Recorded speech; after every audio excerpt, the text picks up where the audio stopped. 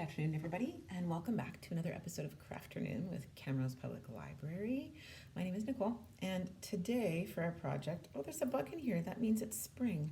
That's why we're doing a little springy project here. You're going to need an empty CD case with the circular holder pulled out of it.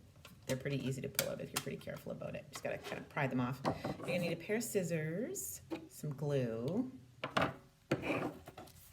some blue paper, some green paper, some brown paper, some fake flowers and leaves or ones that you've cut out of paper yourself, and some clay. I'm using modeling clay. You can also use Play-Doh, and if you don't have either of those things, if you scroll back in this Crafternoon playlist, there's a recipe for Play-Doh there, so you guys can make your own Play-Doh. So you're gonna need brown and black. So I'm gonna tip you guys down so you can see what I'm actually doing here. There we go. So to begin this project, you need to open up your CD case, and you need to trim both your blue and your brown paper to fit inside. If you look at your CD case, there's a side that has a flat lip here and then a raised edge all the way around. This is where we're going to be building our project, is in the raised edge. So you want to cut your paper to fit in there. So you put your blue one in first. Mine does not fit perfectly, so I'm going to trim it a little bit. There we go. And then on your brown one, you need to draw a bit of a hill shape and cut that out.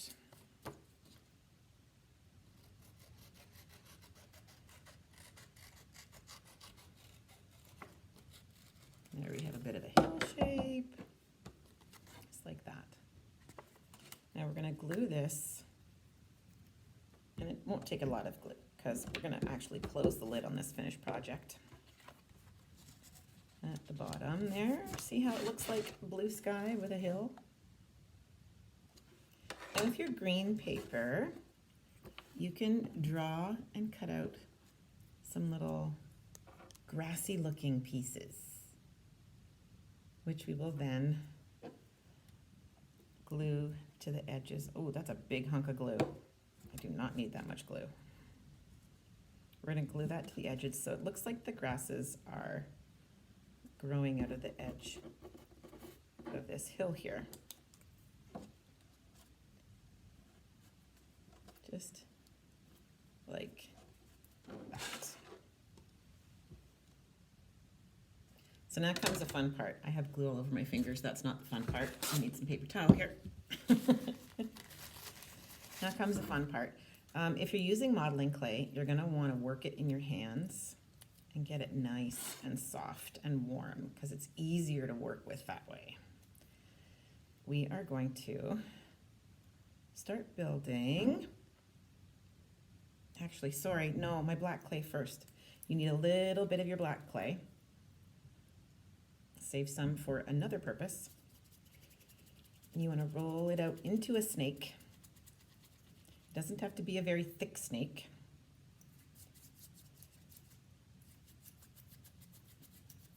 And,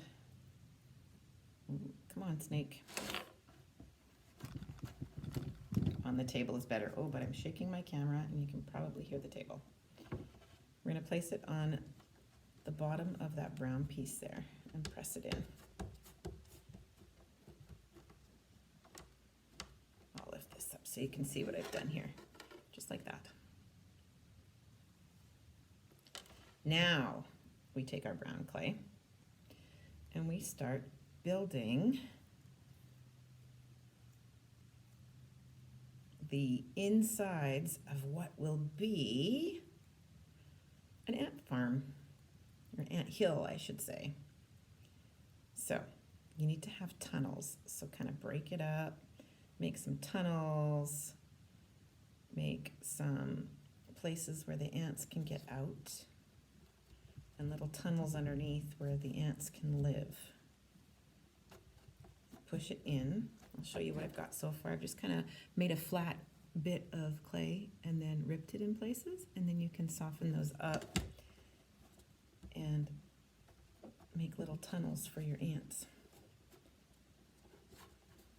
Smoosh it out.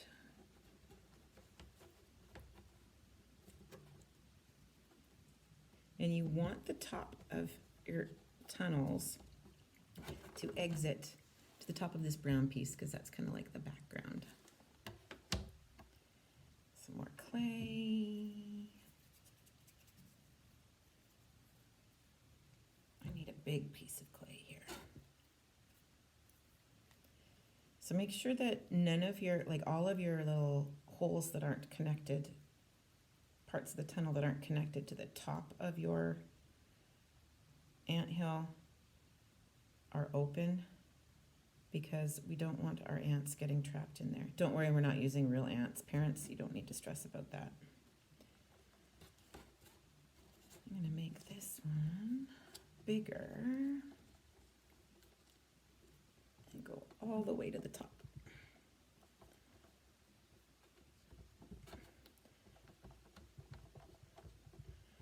I think Play-Doh would be easier to work with for this project because clay is pretty stiff, but that's what I had, so that's what I'm using. I think I need another outlet for my ants right there. A little place for them to hide. And right here.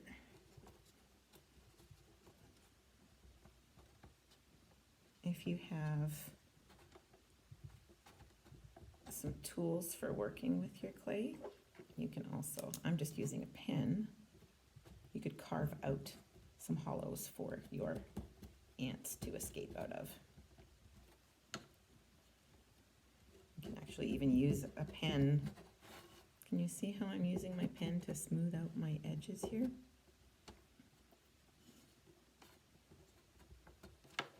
And then with your flowers, you can poke them.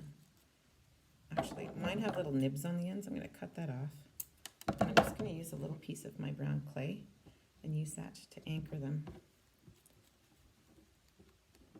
where I'd like them to go. This one will grow quite nicely. Oh, he's too long. Snip it off right here.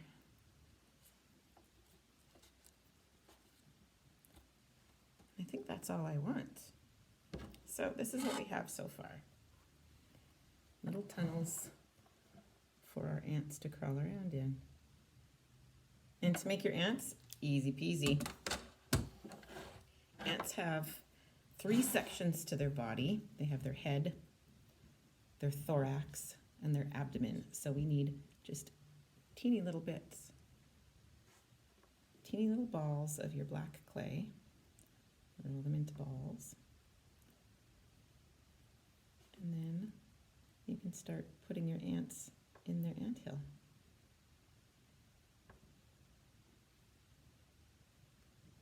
There we go. So I think an ant needs to live here. 1, 2, 3. And remember, ants can crawl upside down, so put some on the tops of your tunnels too, and that way you can squeeze more ants in.